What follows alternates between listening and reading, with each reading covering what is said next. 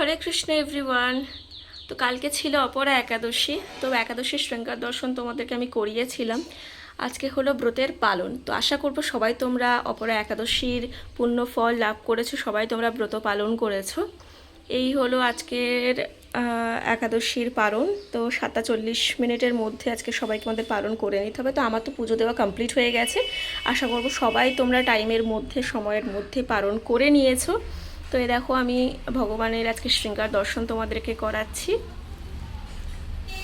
সবাই অবশ্যই কিন্তু একাদশী পালন করবে, এবং একাদশীর থেকে ইম্পর্টেন্ট হচ্ছে একাদশীর টাইমের মধ্যে পালন করা, মানে দ্বাদশীর দিন পালন করা টাইমের মধ্যে। তো অবশ্যই যেহেতু একটা নির্দিষ্ট সময় থাকে পালনের জন্য, তো আমাদের সকলের উচিত সেই টাইমের মধ্যে পালন কমপ্লিট করে নেওয়া এবং তারপরে প্রসাদ গ্রহণ করা বা অন্ন সেবন করা, তোমরা যেটা খুশি করতে পারো, মানে প্রসাদই পেতে হবে আমাদের সবাইকে।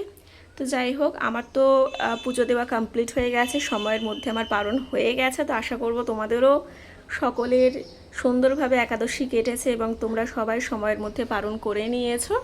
তো চলো, আজকে এটাই ছিল আমার আপডেট। যাই হোক, হরে কৃষ্ণ, হরি বল, রাধে রাধে।